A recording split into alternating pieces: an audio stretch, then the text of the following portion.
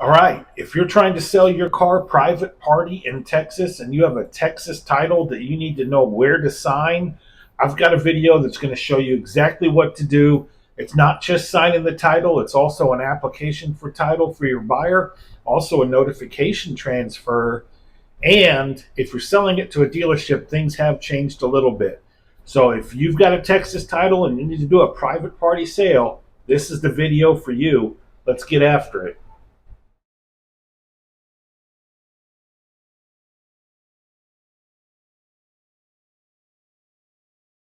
All right, y'all. So, as I sort of alluded to, selling a car private party is not just a matter of signing the title and handing it to the buyer.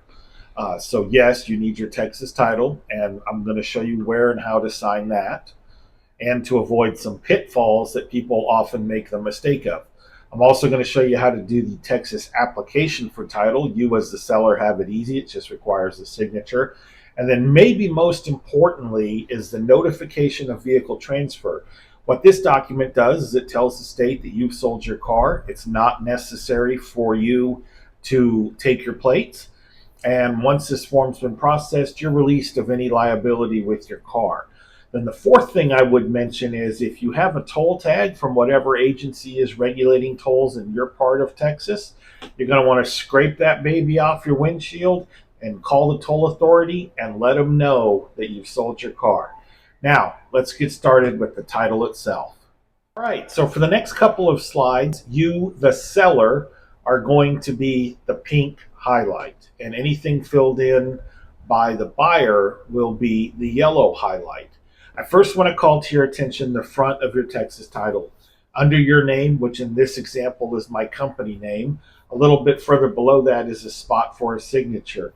Now, as funny as this might sound, that does not need to be signed. You can completely disregard the signature on the front.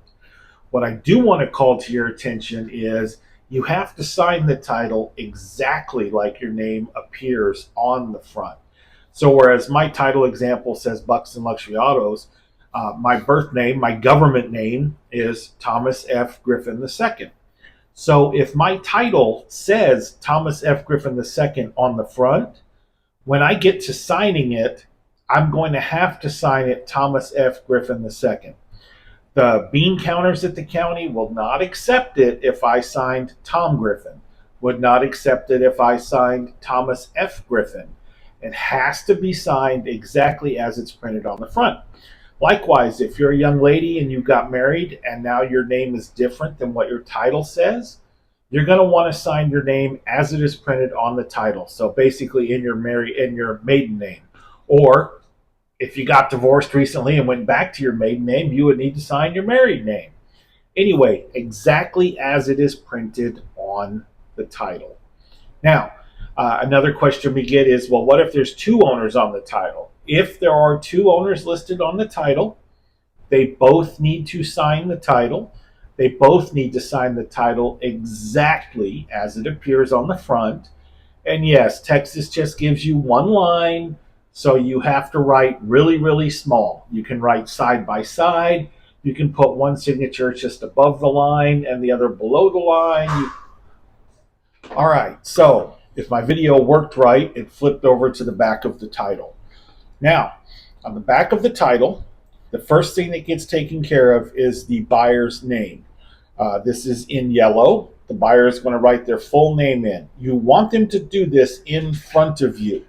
You don't want to let them leave with a signature of yours, but not with their information. That's an open title. That generally means they're going to go take your vehicle and sell it. They're never going to register it, and that's just not cool.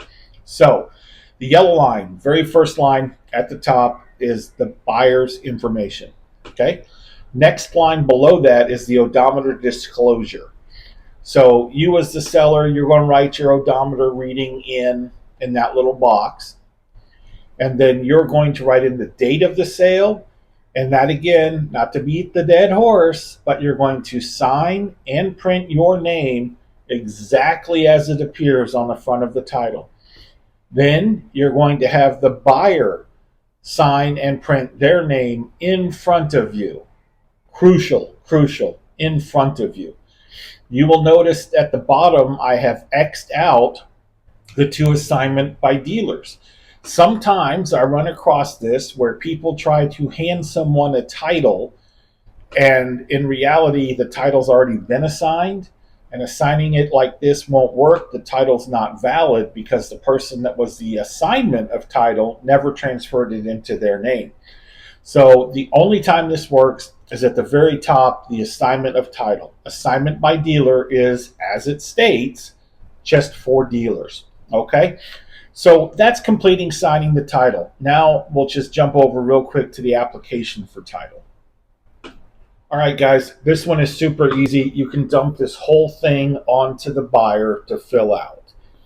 It's basically just the buyer's information, what kind of ID is the buyer presenting to the state. All you need to worry about is the third line from the bottom, which is signature of seller or donor. You're going to sign your name, again, exactly like it appeared on the title. I would not even bother filling the whole thing out. I would just sign the bottom and hand it to the buyer. But what we need to talk about next is the single most important part of protecting yourself when you're selling your car.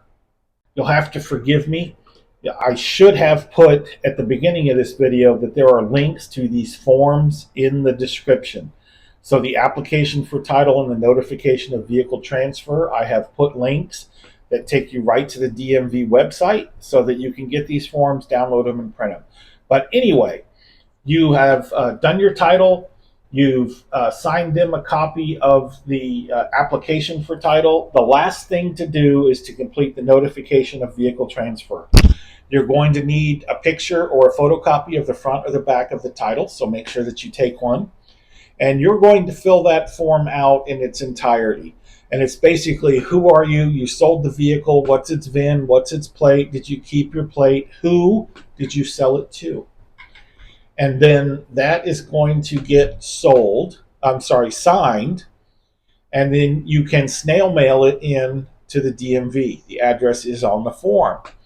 What this does is this tells the state that you have sold your car, and as long as you fill this form out, you are released from any liability. Now, I always recommend that people keep a photocopy of the form, which you can also do online, and it will tell you that on the form. You can do it online, and then it will email you and the buyer a copy of the form, or you can mail it in. And then keep a copy of the front and back of the title where you show that you've sold it, and just keep it just in case. But this, from the state's eyes, releases you from any kind of liability. All right, I bet you this video was 5 to 7 minutes long. I haven't edited it yet, of course. But if you follow these quick and easy, simple steps, you will be able to do your title transfer, and everybody will be happy. I'd really appreciate a like, a subscribe, leave me a comment or a question. I do my best to get those answered. Thanks for watching, everybody. Have a great one.